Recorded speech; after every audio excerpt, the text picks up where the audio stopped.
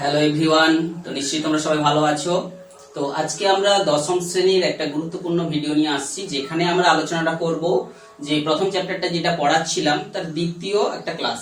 সেখানে আমরা আলোচনা করব যে বায়ুমণ্ডলের যে অপর আর যে তিনটা যে স্তর রয়েছে আমরা সেইগুলোর আলোচনা করব। সঙ্গে সঙ্গে বায়ুমণ্ডলের মধ্যে যে বিভিন্ন গ্যাসীয় উপাদানগুলো রয়েছে তাদের যে উপাদানগুলোর যে বন্টনটা কেন হয়েছে, কি ধরনের, তার একটু বিজ্ঞান ভিত্তি আমরা জানবো। সঙ্গে সঙ্গে এই বায়ুমণ্ডলটা পড়ানোর পরে বা পড়ে নেওয়ার পরে আমরা আলোচনা করব বায়ুর চাপ বিষয়টা কি, মাপ করা হয় কিভাবে, এই চাপের যে উচ্চতার সঙ্গে তার চাপের যে পরিবর্তন বা এই চাপ কি কি ফল দেখায়, অর্থাৎ চাপের ফলটা কি, এই সমস্ত বিষয় নিয়ে আমরা আলোচনাটা করব।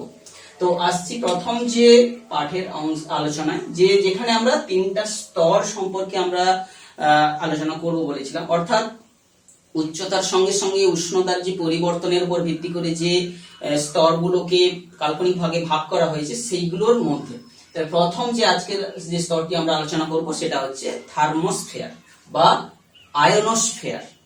তো নামটির মধ্যেই তোমরা বুঝতে পারছো যে এই মণ্ডলের তাপমাত্রাটা আমরা জেনেছিলাম উচ্চতা বৃদ্ধির সঙ্গে সঙ্গে এখানে উষ্ণতা কিন্তু দ্রুত হারে বাড়তে বাড়তে প্রায় যে আমরা যেখানে -92°C যেটা হচ্ছে মেসোস্ফিয়ার স্তরের যে সর্বনিম্ন স্তর থেকে উষ্ণতা থেকে বেড়ে বেড়ে প্রায় 1200 ডিগ্রি পর্যন্ত হয়ে যাবে।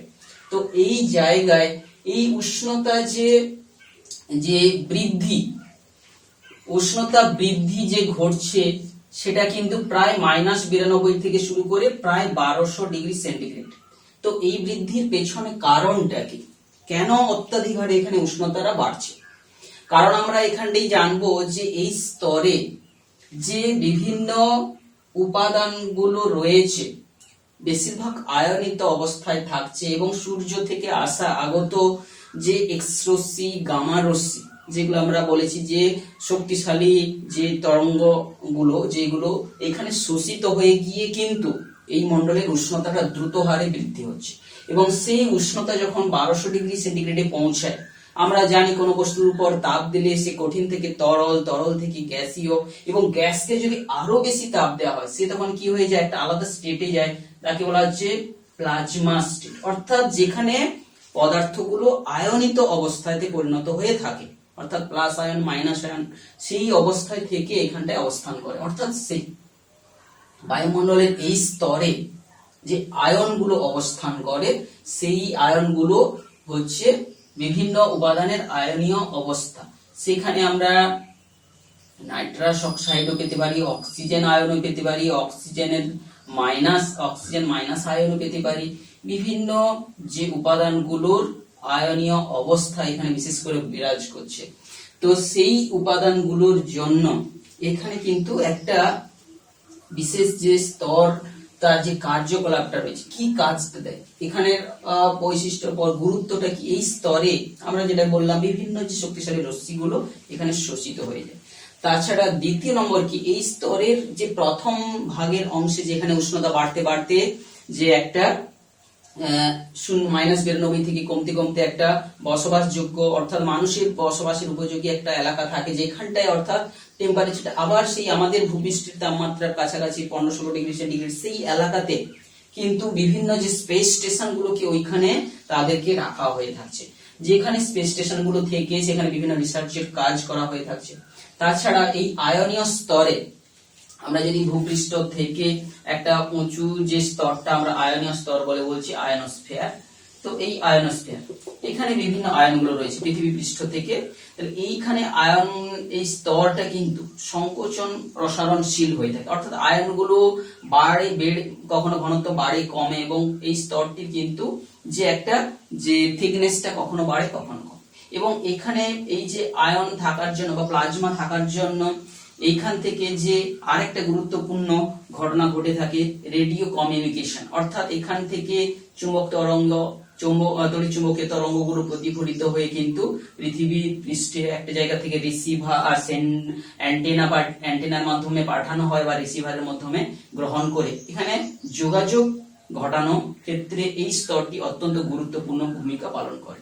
বিশেষ করে যেখানে লাইভ কোনো কিছু প্রোগ্রাম আমরা দেখে থাকি, পৃথিবীর কোনো প্রান্তে কোনো ঘটনা বা খেলাধুলা হচ্ছে, তো আমরা অপর প্রান্তে কি করি, সেটাকে লাইভ দেখছি।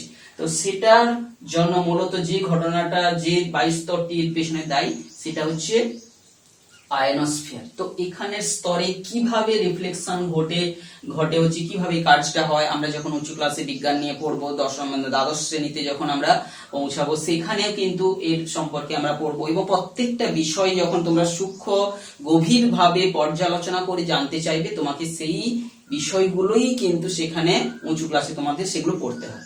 তো এইরকম ভাবে রেডিও ওয়েভ রিফ্লেক্টের মধ্য দিয়ে যে রেডিও কমিউনিকেশনটা এই স্তরের দরুনই সংঘটিত হয়। তো আমরা যারা রেডিও চালিয়ে দেখি, কখনো রাত্রিবেলা দিনের বেলার মধ্যে পার্থক্য দেখবো, যে রাত্রিবেলা কিন্তু স্পষ্ট শোনা যায়, দিনের বেলা কিন্তু অস্পষ্ট হয়ে যায় চ্যানেলগুলো। তার কারণ হচ্ছে কি, এই স্তরের যে উচ্চতার পরিবর্তন ঘটতে থাকে। দ্বিতীয়ত, এই স্তরে সবচেয়ে গুরুত্বপূর্ণ ঘটনা একটা ঘটে থাকে, যেটাকে অরোরা বলে বলা হচ্ছে।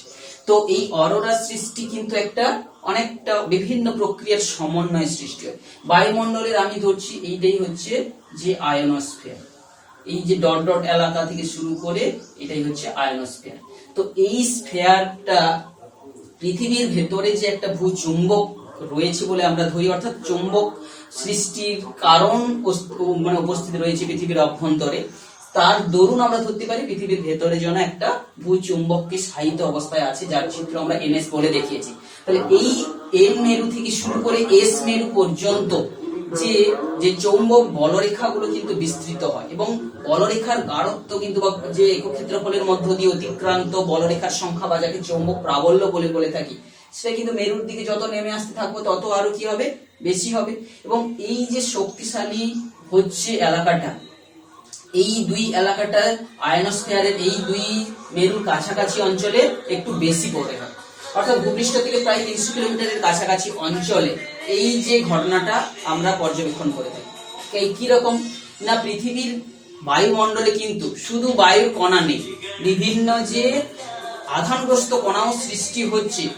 যেমন বিশেষ করে মহাজাগতিক রশ্মি, যেখানে যে নিউট্রন কণাগুলো পৃথিবীর দিকে ছুটে আসছে, সেই নিউট্রন কণাগুলো বায়ুমণ্ডলে পৌঁছানোর পরে বায়ুর কণার সঙ্গে তাদের সংঘর্ষ ঘটে, সেখান থেকে কিন্তু নিউট্রন কণা থেকে তৈরি হয় প্রোটন, ইলেকট্রন আর অ্যান্টি নিউট্রন। এইভাবে প্রোটন কণা আর ইলেকট্রন কণাগুলো বায়ুমণ্ডলেই চলে আসে। সেই বায়ুমণ্ডলে আগত কণাগুলো এই যে চৌম্বক বলরেখাগুলোকে কেন্দ্র করে তারা কিন্তু একটা হেলিক্যাল স্ট্রাকচার, এই ধরো একটা চৌম্বক বলরেখা যেটা এন মেরু থেকে শুরু হয়ে এস এর দিকে আসছে, এইভাবে এন এবং যে ইলেকট্রন কিংবা প্রোটন গুলো তোমরা পড়বে, চৌম্বক ক্ষেত্রের মধ্যে কোনো আধানের গতিবেগ, মনে করো একটা চৌম্বক ক্ষেত্র যাকে আমরা বি দিয়ে সাধারণত ডিনোট করে থাকি, এই ক্ষেত্রের মধ্যে কোনো গতিশীল একটা কণা ইলেকট্রন এখানে প্রবেশ করলেই কিন্তু সে একটা হেলিক্যাল স্ট্রাকচারে আবর্তন করতে করতে এই যে বলরেখাটাকে কেন্দ্র করে সে আবর্তিত হতে থাকবে। এবং এক্ষেত্রে আবর্তনের অভিমুখ কি হবে, সে যে আমরা magnetic force q into v cross B জানি, অর্থাৎ গতিবেগের অভিমুখের সঙ্গে বলরেখার অভিমুখের একটা যে ক্রস প্রোডাক্টের দরুন সৃষ্টি হওয়া বলের অভিমুখটাই কিন্তু কোন অভিমুখে ঘুরবে, বামাবর্তী না ডানাবর্তী ঘুরবে, সেটা কিন্তু এই যে আধানের চিহ্ন, গতিবেগ, এই সমস্ত কিছুর উপর নির্ভর করে। এইটাই হচ্ছে চৌম্বকীয় বল। এই বলের অধীনে যখন ইলেকট্রন গুলো ও প্রোটন গুলো এসে যখনই তারা ওই যে চৌম্বকীয় বলরেখাগুলোকে অতিক্রম করে করে ঘুরতে শুরু করবে, আমরা কেন্দ্র করে বেষ্টন করে করে ঘুরতে শুরু করবে, মেরু অঞ্চলের কাছে এসে পৌঁছালে কি হবে, সমস্ত যে একই জায়গায় যেখানে কেন্দ্রীভূত হতে যাচ্ছে সমস্ত উপাদানগুলো, যখন সমস্ত ইলেকট্রন কিংবা সমস্ত প্রোটন গুলো এসে এক জায়গায় কেন্দ্রীভূত হচ্ছে, সেই জায়গায় তাদের যে মেরুর কাছাকাছি কখনো কখনো কি হয়, তাদের শক্তি, যে মেরুর শক্তির বেশি দরুন দ্রুত তারা কিন্তু আকৃষ্ট হওয়া শুরু করবে। তখন সেই সময় কিন্তু যে দুটো ঘটনা ঘটে থাকে, একটা হচ্ছে ম্যাগনেটিক রিফ্লেকশন, অর্থাৎ কাছাকাছি এসে তারা বিকর্ষিত হয়ে তারা ছিটকে চলে যেতে পারে, আবার পুনরায় আবার ওই পথ ধরে ঘুরে ঘুরে আবার সাউথ মেরুতে এসে আবার, অর্থাৎ এই যে উত্তর মেরু থেকে শুরু করে দক্ষিণ মেরু পর্যন্ত যেন তারা একটা বলয়ের মধ্যে যে একটা ডাম্বেলের মতো অংশে তারা ঘুরতে শুরু করবে। কিন্তু কিছু কিছু গুলোর যদি শক্তি বেশি হয়ে যায় তুলনামূলকভাবে কখনো কখনো বিশেষ কারণে সেই শক্তিশালী যে আধানগ্রস্ত কণাগুলো এই আয়নোস্ফিয়ারে থাকা যে বিভিন্ন যে গ্যাসীয় পদার্থের আয়নিত থাকা অণুগুলোর সঙ্গে যখন সংঘর্ষ ঘটাবে, সেখানে আমরা জানি কে রয়েছে বায়ুমণ্ডলে, অক্সিজেন, নাইট্রোজেন প্রধানত রয়েছে। যদি অক্সিজেন পরমাণুর সঙ্গে এই শক্তিশালী হয় ইলেকট্রন বা প্রোটন যে আধানগ্রস্ত কণাগুলো ঘুরছিল তাদের সঙ্গে সংঘর্ষ হয়, কখনো সবুজ রং, অক্সিজেনের সঙ্গে সংঘর্ষে সবুজ রং, কিংবা সংঘর্ষের পর যদি সঙ্গে সঙ্গে শক্তিটা বিকিরিত না হয়, কিছুক্ষণ পরে সেই আলোটা নির্গত হয়, তখন সেটা লাল আলো নির্গত হয়। আবার যদি নাইট্রোজেন পরমাণুর সঙ্গে শক্তিশালী প্রোটন বা ইলেকট্রন যাদের সংঘর্ষ ঘটে এবং সেই যে নাইট্রোজেন পরমাণুগুলো যদি উত্তেজিত হয়ে যায়, তারা আবার যখন যে স্থির অবস্থায় আসে, তোমরা জানো যে কোন একটা পরমাণুর বহিস্থ কক্ষ থেকে ইলেকট্রন গুলো জাম দিয়ে যদি আরো উঁচু শক্তি স্তরে পৌঁছে যায়, সেখান থেকে যখন সে আবার সুস্থির হওয়ার চেষ্টা করবে, শক্তি বিকিরণ করবে, তখন সে বেগুনি বা নীল বর্ণের আলোটা বিকিরিত করে। সেই আলোটার পরিমাণ যদি আমরা সর্বদাই দেখতে পাই, সেই যে অরোরা, সেটা সারা বছর ধরেই কিন্তু একটা পৃথিবীর যে মেরু অঞ্চলের কাছাকাছি এটা আমরা দেখতে পাবো। কিন্তু বিশেষ বিশেষ সময় যখন সূর্যের যে একটা চক্র আছে, 11 বছর অন্তর অন্তর সৌর ঝড় সৃষ্টি হয়, সেই ঝড়ের সময় যে সূর্য থেকে আগত ইলেকট্রন, প্রোটন, যে আধানগ্রস্ত কণার পরিমাণ বেশি থাকে ইলেকট্রনের, তখন কিন্তু এই অরোরাটার যে আলোর তীব্রতাটা অনেক বেশি হয় এবং আমরা লাল, সবুজ কিংবা এদের মিশ্রণে সৃষ্টি হওয়া গোলাপি বিভিন্ন বর্ণ ছটা, যেন আতশবাজির খেলা আমরা দেখতে পাই উত্তর মেরুর কাছাকাছি কিংবা দক্ষিণ মেরুর কাছাকাছি। সো তোমরা জানো উত্তর মেরুর কাছাকাছি যে অরোরাটা দেখা যায় তাকে বলা হয় অরোরা অস্ট্রেলিস, আর দক্ষিণ মেরুর কাছাকাছি যে অরোরাটা দেখা যায় তাকে বলা হয় অরোরা বরেলিস।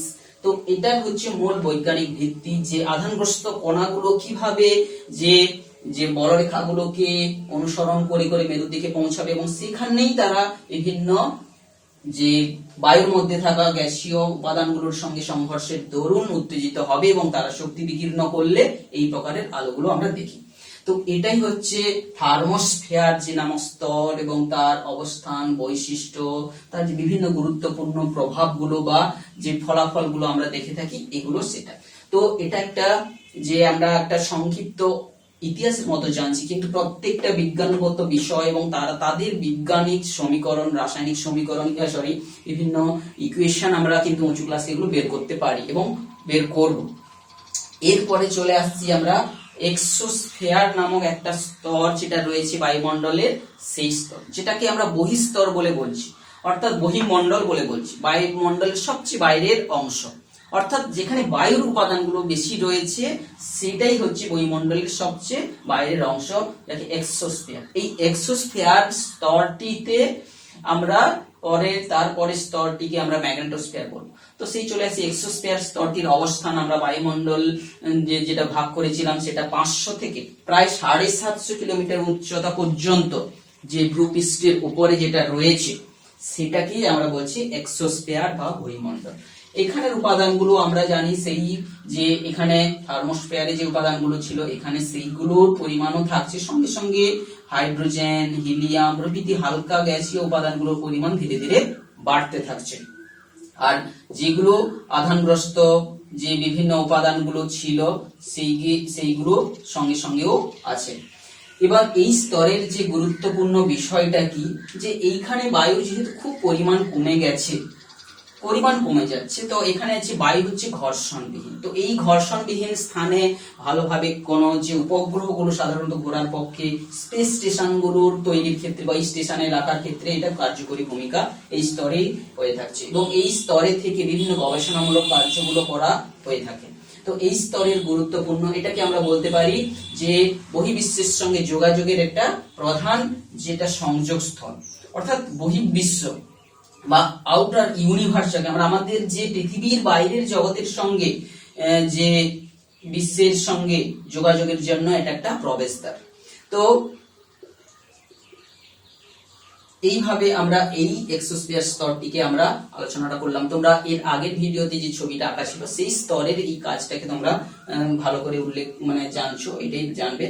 এর পরের স্তর, অর্থাৎ যেখানে বায়ুমণ্ডল প্রায় শেষ হয়ে গেছে, বায়ুমণ্ডলের উপাদানগুলো নেই, কিন্তু এই এক্সোস্ফিয়ার স্তরের মধ্যেই এই কিন্তু ম্যাগনেটোস্ফিয়ারটিকে আমরা ধরতে পারি যেন রয়েছে।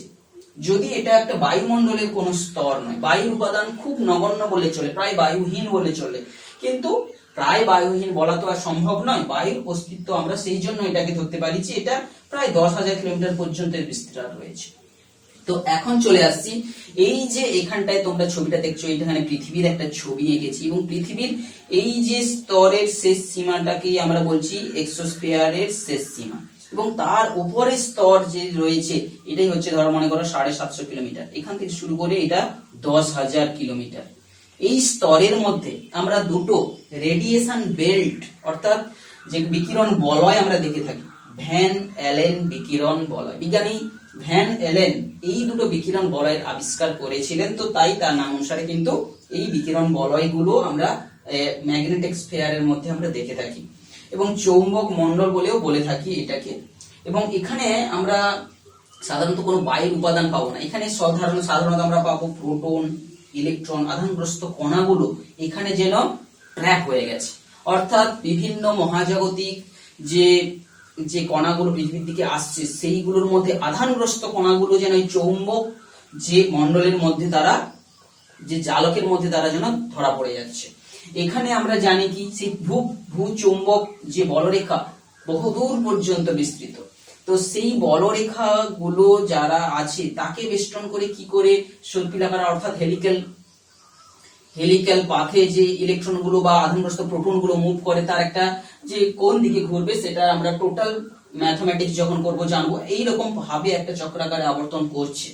তো এই ভেতরের দিকের একটা বলয় এইভাবে সৃষ্টি হয় যেটা কিন্তু প্রোটনের বলয়, আর বাইরের দিকে যে বলয়টা সৃষ্টি হয় সেটা হচ্ছে ইলেকট্রনের আবর্তনের বলয়, অর্থাৎ ইলেকট্রন গুলো এইভাবে মুভ করতে করতে করতে করতে করতে করতে এইখানে কেন্দ্রতে অর্থাৎ মেরুর কাছাকাছি অঞ্চলে আসছে, এখানে ম্যাগনেটিক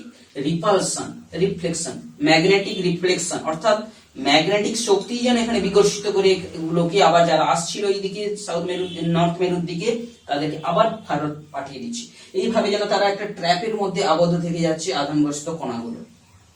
তো এই আধানগ্রস্ত কণাগুলো যেহেতু প্রোটন এবং ইলেকট্রনের মধ্যে প্রোটনটা বেশি ভারী, যখন কোনো বহির্জগৎ থেকে মনে করো কোনো নিউট্রন আসছে, এই নিউট্রন গুলো এসে বায়ুমণ্ডলের মধ্যে সংঘর্ষ ঘটানোর ফলে এখানে শুরু হয়ে যাবে এইরকম ভাবে ইলেকট্রন প্রোটন এর উৎপত্তি। এদের মধ্যে প্রোটন যেটা শক্তিশালী মানে ভর বেশি, সেটা গ্রাভিটেশনাল ফোর্সের দরুন কিন্তু বেশিরভাগ ভেতরের দিকে চলে আসবে, অপরপক্ষে ইলেকট্রনটা তত বেশি ভেতরে আসবে না, বরং তারা যে চৌম্বক বলরেখার সঙ্গে বিকর্ষিত হয়ে গিয়ে তাদের দ্বারা বা ট্রাফিক হয়ে থেকে যাচ্ছে বাইরের স্তরের দিকে। অপরপক্ষে প্রোটনগুলোর যে তুলনামূলক ভর বেগ বেশি হওয়ার জন্য, গতিজাড্য বেশি হওয়ার জন্য তারা পৌঁছে যাবে পৃথিবীর কাছাকাছি, এবং সেখানেও তারা কোনো একটা বলরেখাকে কোনো একটা নয় একাধিক বিভিন্ন বলরেখাকে কেন্দ্র করে তারা বিভিন্ন পরিমাণ প্রোটনগুলো ঝাঁকে ঝাঁকি ভাবে উত্তর মেরুর দিক থেকে দক্ষিণ মেরুর দিকে তারা আবর্তন করে। তারা আমরা একটা 3 ডাইমেনশন ছবি না এঁকে একটা 2 ডাইমেনশনে সেটাকে এক সাইড থেকে দেখিয়েছি, এইভাবে ঝাঁকে ঝাঁকি একটা পৃথিবীকে বেষ্টন করে যেন যে ডাম্বেল আকৃতিতে তারা পৃথিবীর সব দিকে মুভ করে যাচ্ছে। এই যে দুটো বলয়, এই দুটো বলয় কিন্তু অনেক গুরুত্বপূর্ণ কাজেও সাহায্য করে, আবার অনেক বাধার সৃষ্টিও করে। এই যে বলয়ের মধ্যে যেখানে প্রোটনের গতি রয়েছে, কোন যখন উপগ্রহকে আমরা পৃথিবী পৃষ্ঠ থেকে এই বলয়কে অতিক্রম করতে হচ্ছে, সেখানে যান্ত্রিক গোলযোগ, বিভিন্ন পরিমাণে যান্ত্রিক গোলযোগ যেমন দেখা যায় যে মহাকাশচারীদের মধ্যেও বিভিন্ন প্রকার শারীরিক সমস্যাও দেখা দেয়, ঠিক সেই রকম যে ইলেকট্রনের যে বলয়টা যেটা রয়েছে রেডিয়েশন বেল্টটা, ইলেকট্রন কণাগুলোর যে গতির দরুন যেটা সৃষ্টি হচ্ছে তার মধ্য দিয়ে যাওয়ার সময়ও যান্ত্রিক গোলযোগ থেকে শুরু করে বিভিন্ন যে সমস্যাগুলো সৃষ্টি করে, যেটাকে ইনার বেল্ট, একটা হচ্ছে ইনার বেল্ট যেটা ভেতরের দিকে সৃষ্টি হচ্ছে এই প্রোটনগুলোর দ্বারা, সেটা হচ্ছে ইনার বেল্ট, আর ইলেকট্রনগুলোর দ্বারা যে বেল্টটা সৃষ্টি হচ্ছে সেটাকে আমরা আউটার বেল্ট বলেও বলতে পারি। তো এইভাবে বায়ুমণ্ডলের বিভিন্ন স্তরগুলোর মধ্যে খুবই গুরুত্বপূর্ণ কাজগুলো ঘটে চলেছে, এটা তোমরা ভালো করে দেখবে। সঙ্গে সঙ্গে আজকের যে ভিডিওর মধ্যে আরো দুটো পার্ট আমরা আলোচনা করব বলেছিলাম, সেটা কিন্তু খুব একটা জটিল নয়। আমরা এই বায়ুমণ্ডলে বলেছি যে উচ্চতার সঙ্গে সঙ্গে চাপের একটা তারতম্য ঘটে, তাহলে বায়ুর চাপটা কি জিনিস? তো আচ্ছা, প্রথম কথা চলে আসছি, বায়ুমণ্ডলের বিভিন্ন জায়গায় আমরা ঘনমণ্ডল বলেছি, নিচের দিকে বেশি বেশি করে পৃথিবীর টানের দরুন কি হচ্ছে, অভিকর্ষ বলের দরুন বিভিন্ন গ্যাসীয় উপাদানগুলো পৌঁছে গেছে, তাহলে ওখানে ঘনত্ব বেশি, তুলনামূলক উপরের দিকে কিন্তু বায়ুর উপাদানগুলো কম রয়েছে, এবং হালকা যে গ্যাসীয় কণাগুলো হাইড্রোজেন, হিলিয়াম, ওখানে কিন্তু এই উপরের দিকে স্তরগুলোতে অবস্থান করে। অর্থাৎ পৃথিবীর পৃষ্ঠের স্তরগুলোকে যদি কয়েকটা ভাগে ভাগ করি, উপরের দিকে হাইড্রোজেন, হিলিয়াম, আর নিচের দিকে বিভিন্ন অক্সিজেন, নাইট্রোজেন, এই সমস্ত গ্যাসগুলো রয়েছে। কেন এরা এখানে রয়েছে আমরা যে জানবো, যে গ্যাসীয় উপাদানগুলোর যে RMS velocity, root mean square ভেলোসিটিটা প্রায় হচ্ছে টেম্পারেচার, পৃথিবীর টেম্পারেচার যখন বেশি ছিল, সেটা যে মুক্ত বেগের, মুক্তি বেগ যাকে বলে, তার তুলনায় বেশি হয়ে যাওয়ার দরুন তারা কিন্তু পৃথিবীর আকর্ষণ ছাড়িয়ে মহাবিশ্বের দিকে তারা চলে গেছে। তো সেই জায়গা আউটার মোস্ট যত যাবো আমরা, সেখানে হাইড্রোজেন, হিলিয়াম, এই সমস্ত হালকা গ্যাসগুলোকে পাবো, আর যত পৃথিবীর টানের কাছাকাছি পাবো বেশিরভাগ ভারী গ্যাসগুলোকেই আমরা পাবো। এই জন্যই হচ্ছে বায়ুমণ্ডলের মধ্যে উপাদান বন্টনের একটা প্রধান কারণ। তৃতীয়ত আরেকটা আলোচনা করবো, যেটা বলেছিলাম বায়ুর চাপ। এখন তো আমরা বায়ুমণ্ডল পড়ে নিলাম, তো পৃথিবীকে বেষ্টন করে ধরো এত উচ্চতা পর্যন্ত বায়ু বা সার্ভ কোনো এরিয়া নেই, বায়ু রয়েছে। তো এই বায়ু একক ক্ষেত্রফলের উপর কোনো জায়গায় যে চাপ দিচ্ছে তাকে বলা হচ্ছে বায়ুর চাপ। একক ক্ষেত্রফলের উপর এই বায়ু যে পৃথিবী পৃষ্ঠে যে চাপ দিচ্ছে তাকে বায়ুর চাপ। তো এখন এই যদি একটা যত উচ্চতা পর্যন্ত বায়ু রয়েছে তার একটা যদি সরু যে ক্ষেত্রফল বিশিষ্ট কলাম আমি ধরি, সেই থাকা তার মধ্যে থাকা বায়ুর সমস্ত ভর এবং তার দরুন যেখানে ওজন কাজ করছে, তার যে বল কাজ করছে, সেই একক ক্ষেত্রফলের উপর, এটাই হচ্ছে চাপ। তো এই যে বায়ুর চাপ মাপার যে যন্ত্রটা আমরা জানি যে কিভাবে কাজ করে, সেটা আমরা পরবর্তীতে জানবো। জানি যে বায়ুর চাপ মাপা হয় ব্যারোমিটারের সাহায্যে। কিভাবে ব্যারোমিটারের সাহায্যে এই চাপটাকে মাপা সম্ভব হয়ে থাকে তার ছোট ধারণা দেখে নাও। যে আমি পারদপূর্ণ একটা নলকে বায়ু পারদের মধ্যে ডুবিয়ে রাখলে আমরা দেখতে পারি যে 76 সেন্টিমিটার পর্যন্ত দাঁড়িয়ে থাকে। কেন 76 সেন্টিমিটার পর্যন্ত দাঁড়িয়ে থাকে না? বায়ু এখানে যে চাপ দিচ্ছে আর পারদের এখানে যে চাপ, দুটো নিশ্চয়ই সমান, তাহলে বায়ুর চাপ আর এই জায়গায় 76 সেন্টিমিটার উঁচু পারস্তম্ভের চাপটা সমান। অর্থাৎ বায়ুর চাপটাকে আমরা বলে থাকি যে 76 সেন্টিমিটার অফ এইচ, পারস্তম্ভের চাপের সঙ্গে সমান। তো এখন বায়ুর চাপটিকে আমরা বিভিন্ন এককে প্রকাশ করে থাকি। এক যে 76 সেন্টিমিটার পারস্তম্ভের চাপকে সাধারণত এক যে বার বলে থাকি, 1 বার। এই 1 বার যে বায়ুর চাপটাকে প্রায় আমরা ধরে থাকি 1 বায়ুমণ্ডলীয় চাপ, কিংবা এটা আমরা ক্যালকুলেশন করলে জানবো 10⁵ পাস্কেল। আবার 1 পাস্কেল সমান জানি 10⁵ নিউটন পার মিটার স্কয়ার। তো এরকম কিছু কিছু। আবার 1 মিলিমিটার উঁচু পারস্তম্ভের যে চাপ, বায়ুর চাপটাকে থাকে আমরা বলছি 1 টর বলে বলছি। এইভাবে বিভিন্ন কতগুলো চাপের যে মাপার যে এককগুলো রয়েছে, তোমরা এটা জানলে। এই যে বায়ুর চাপের তারতম্য কিন্তু খুব বিশাল যে গুরুত্বপূর্ণ ভূমিকা পালন করে থাকে বায়ু প্রবাহ সৃষ্টিতে।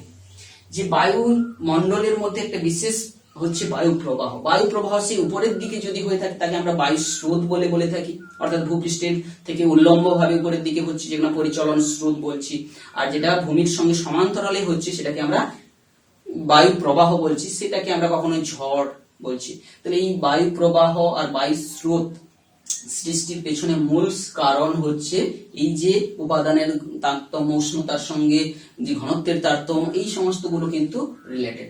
এইভাবে আজকের ক্লাসে তোমরা বায়ুমণ্ডলটার সম্পর্কে সম্পূর্ণ বিষয়টা তোমরা জানলে। সমস্ত স্তরগুলো এখানে শেষ করলাম, সঙ্গে সঙ্গে বায়ুর উপাদানের বন্টনের কিছু তথ্য, বায়ুর চাপ সম্পর্কে কিছু তথ্য তোমরা পেলে। তো নিশ্চয়ই ভিডিওটা তোমরা ভালো লাগবে। যদি ভালো লাগে তোমরা বন্ধুদেরকে জানাবে এবং দেখবে সবাই মিলে, এবং নতুন নতুন কিছু যদি ইনফরমেশন পাও নিশ্চয়ই সেটা তোমাদের উপকৃত হবে। এই বলছি, এই বলে এখানে শেষ করছি আজকের ক্লাস।